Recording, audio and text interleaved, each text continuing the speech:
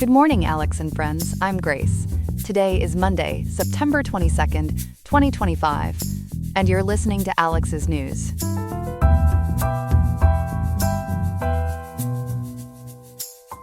Expect a high of 84.4 degrees in Riverside today, with a low dipping to 72.6 degrees, so it's shaping up to be a warm start to the week.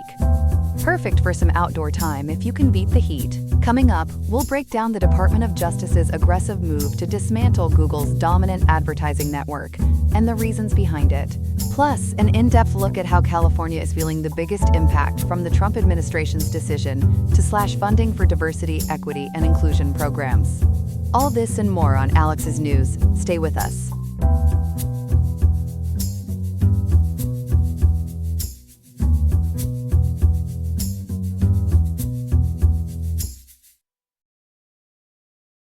Good morning, folks. Today marks the start of a high-stakes trial that could shake up the digital world. Google is back in the antitrust hot seat, facing off against the Department of Justice in a push to break up its advertising empire. Joining me to unpack this is our tech reporter, Ethan. Ethan, this feels like antitrust déjà vu for Google, doesn't it? Absolutely, Grace. It's like Google is reliving its search monopoly battles, but now it's all about their ad tech dominance. The trial kicked off this morning in federal court in Alexandria, Virginia, before U.S. District Judge Leonie Brinkema. According to reporting from Yahoo Finance and an Associated Press article by Michael Lietke, this remedy phase aims to dismantle what the judge already ruled in April as an illegal monopoly in digital advertising technology. Remedy phase? Walk us through what that means and why it matters. Sure, the liability phase wrapped up with Brinkema finding Google guilty of monopolizing two key markets back on April 17, 2025. Now, this two-week trial is about fixes or remedies to restore competition. The DOJ sued in January 2023, accusing Google of a 17-year campaign to control online ads through acquisitions and tactics that stifle rivals. This ad business powers most of Alphabet's $305 billion in annual services revenue and keeps thousands of websites afloat. Acquisitions like what, exactly? And how does that create a monopoly? Key ones include the 2008 buyout of DoubleClick for $3.1 billion, giving Google control over publisher ad servers, which are tools publishers use to manage and sell ad space on third-party sites. Then, in 2011, they snapped up AdMeld to dominate ad exchanges, platforms that auction ad inventory to advertisers in real time. The DOJ says Google tied its DoubleClick for publishers, now part of Google Ad Manager, to its AdX exchange, forcing publishers to use both and giving Google unfair access to bidding data. As Click Orlando from WKMG News 6 reports, drawing from the same AP piece, this harms publishers by limiting their options and lets Google skim high take rates, keeping about 30 cents of every ad dollar, per DOJ estimates. Those market shares sound overwhelming. Can you explain the specific markets and Google's grip? Brinkema's ruling, detailed in court documents analyzed by Forbes and Digiday, confirmed monopolies in the open web display publisher ad server market and the open web display ad exchange market. Google held about 91% of the worldwide publisher ad server market from 2018 to 2022 with DoubleClick for publishers. For ad exchanges, it's 54 to 65% of transactions via AdX, 9 times bigger than the next rival. Their take rate on AdX is 20%, double the industry norm of 10%, showing real pricing power, even with innovations like header bidding from 2014 to 2015. Where publishers solicit bids from multiple exchanges before Google's server decides. The DOJ wants big changes, right? Like breaking things up? Yes, they're pushing structural remedies as the quickest way to spark competition, per pretrial filings covered by Bloomberg Law and Search Engine Land. Top demand forced Google to divest its Ad Manager suite, including DoubleClick for publishers and AdX, to spread out market power. If that doesn't boost rivals in 4 years, sell off the publisher ad server business too.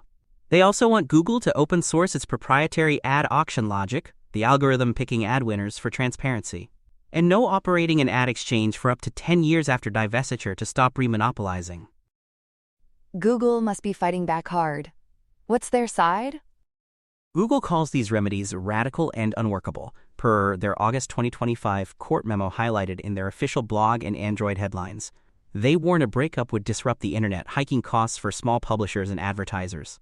Witnesses like VP Heather Adkins and Director Noam Wolf will testify on how deeply integrated the code is, like rewiring the whole web, affecting even non-monopoly areas like connected TV ads.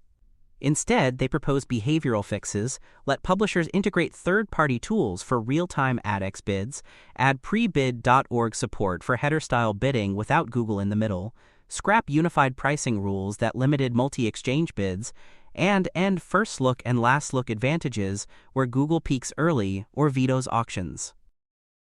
And they're leaning on AI to argue the market's changing? Exactly, Grace. Google says AI from rivals like Meta's Advantage Plus is transforming ads, making breakups outdated. As Lietke's AP piece in Yahoo Finance notes, they're fighting a remedy for a past overtaken by tech shifts. But the DOJ dismisses that, citing internal memos from the liability phase reported by MLex and WebPro News showing Google's lock-in strategies. Experts like economist Robin Lee will testify divestiture could redistribute tens of billions in revenue. This echoes the search case, doesn't it? How so? Big time, like Deja ad all over again. Judge Amit Mehta's August 2025 search ruling, finalized September 2nd, found Google guilty but went light with behavioral remedies. No exclusive defaults, like with Apple, share search data, and a 6-year oversight committee.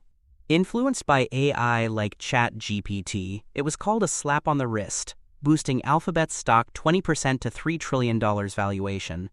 Brinkema is now considering that approach, but DOJ wants stronger action here, per Digiday and Search Engine Journal. Huge stakes for the internet's lifeblood. Any global ties?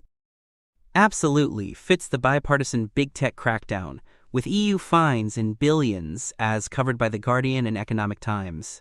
A win could help players like Magnite in the $2.8 billion publisher ad server market, projected to $5 billion by 2031 per verified market research.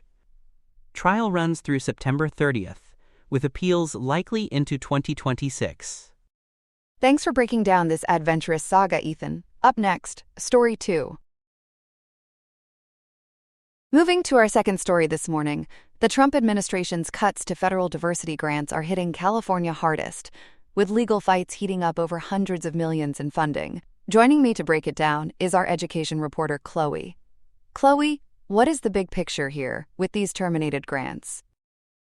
Grace, it's a real bear of a situation for California, as the state bears the brunt of the administration's decision to axe about $350 million in discretionary funding for minority-serving institutions, or MSIs, for fiscal year 2025.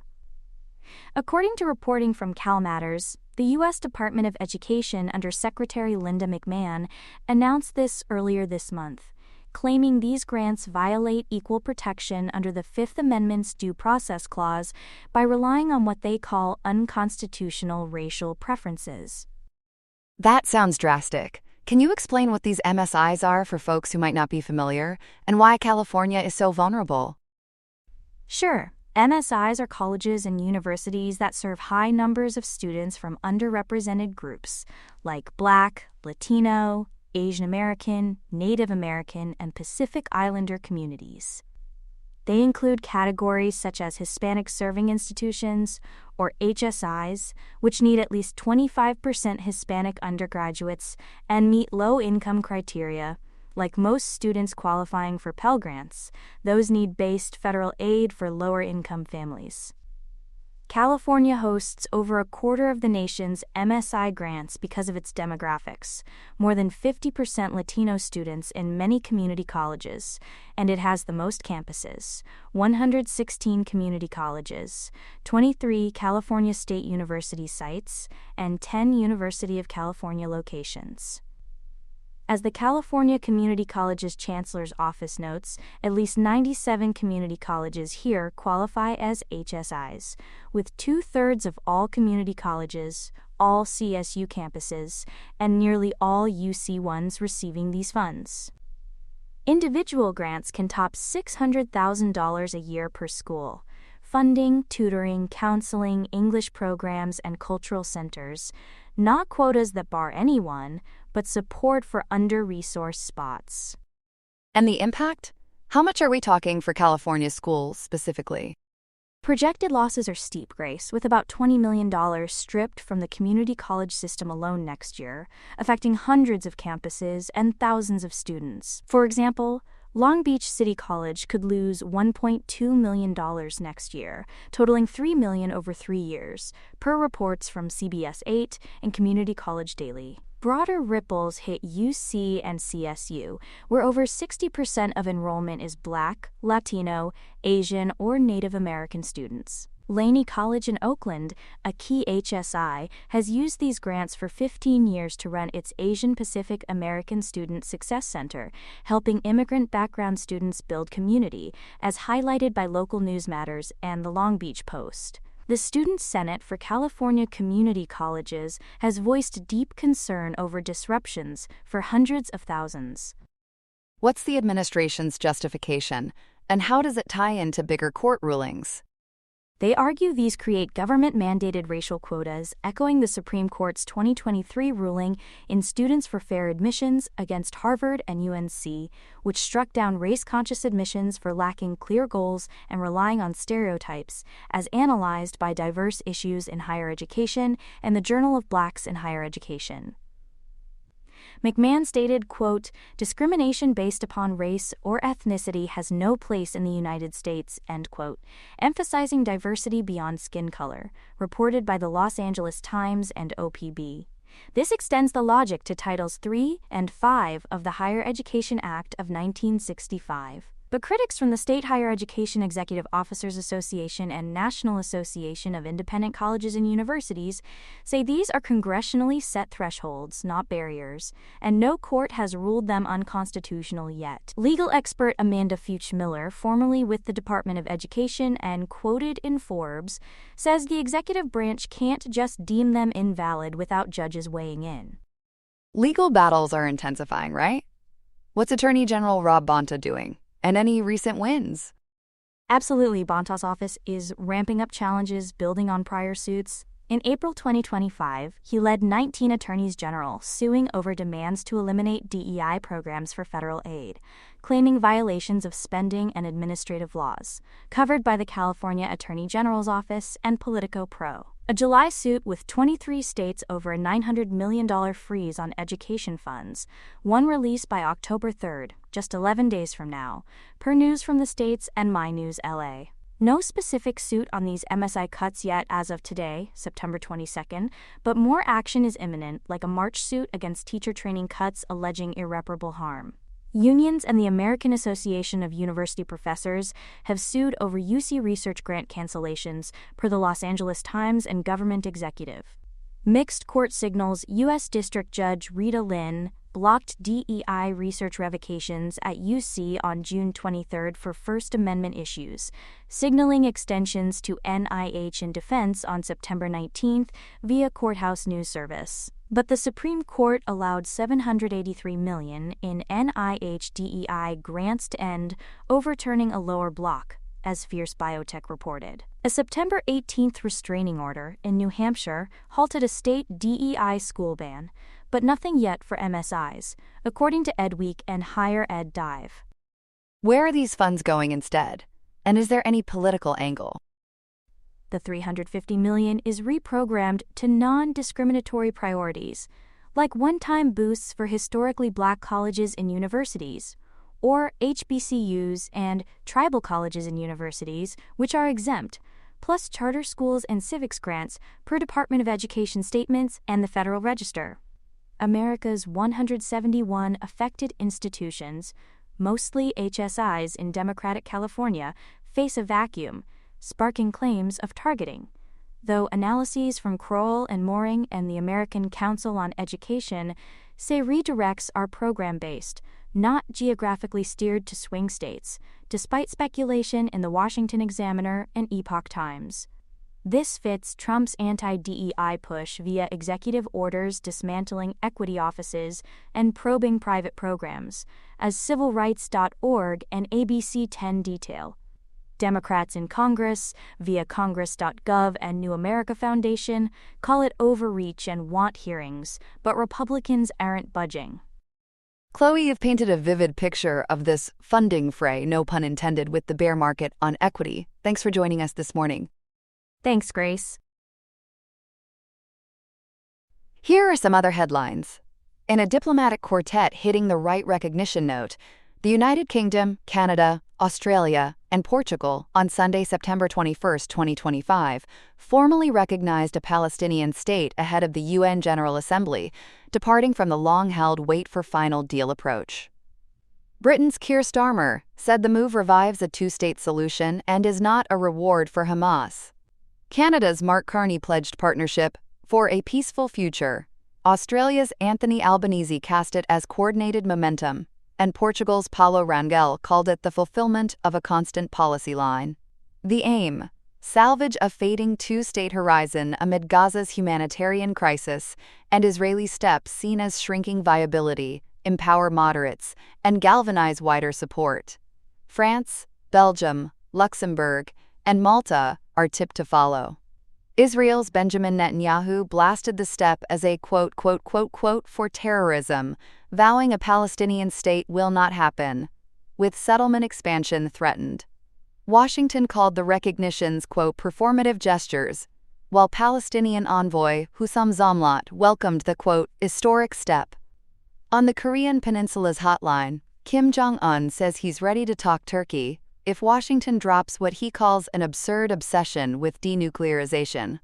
He invoked fond memories of meetings with Donald Trump, but underscored that North Korea's nuclear status, now constitutionally cemented, is non-negotiable, citing Iraq and Libya as cautionary tales. The U.S. keeps the complete denuclearization line, while Trump has referred to the North as a nuclear power. South Korea's President Lee Jae-myung floats a phased freeze-to-reduction pathway. Japan says Pyongyang's programs remain absolutely unacceptable. Dialogue with Seoul, Kim added, is off the table, calling the South the quote principal enemy. On Wall Street's weighty matters, Pfizer is trimming its pipeline waistline by bulking up a $4.9 billion buy of Metsera, potentially $7.3 billion, to muscle into the obesity drug arena. The deal, at $47.50 per Metsera share, plus a contingent value right up to $22.50, hands Pfizer 4 clinical programs, including MET-097i, a long-acting injectable GLP-1 in Phase 2b that could shift shots to monthly, an oral GLP-1 aiming for greater loss with easier manufacturing, and an amylin analog, MET-233i, for combo therapy. After shelving lotiglipron, Pfizer bets this menu can whet investors' appetite, closing eyed in Q4 2025. Across the Pacific, a thaw with training wheels, a bipartisan U.S. House delegation led by Armed Services, Adam Smith, with Michael Baumgartner, R. O'Connor, and Chrissy Houlihan, meets China's Premier Li Qiang, Vice Premier He Lifeng, and Defense Minister Dong Jun on an ice-breaking trip to rebuild military-to-military lines cut after Pelosi's 2022 Taiwan visit and restored in 2023. The mission: prevent miscalculation, manage differences over trade, tech, Taiwan, and the South China Sea. And Europe's airports hit turbulence from keyboards, not crosswinds. A ransomware attack on Collins Aerospace software jammed check-in and bag tag systems. Brussels scrapped nearly 140 Monday departures after weekend cancellations. Heathrow's Terminal 4 saw delays. Berlin-Brandenburg said roughly 73% of Sunday flights ran late. Dublin's Terminal 2 flagged ongoing issues. Safety unaffected, culprits unknown, but the industry warns cyber attacks have soared sixfold since 2024. That's all we have for now. Today's episode was made by Alexander King with Claude Sonnet 4.0, Gemini Pro 2.5, Gemini Flash 2.5, and Google Cloud Text-to-Speech. I hope you have a great day. I'll see you tomorrow, Alex.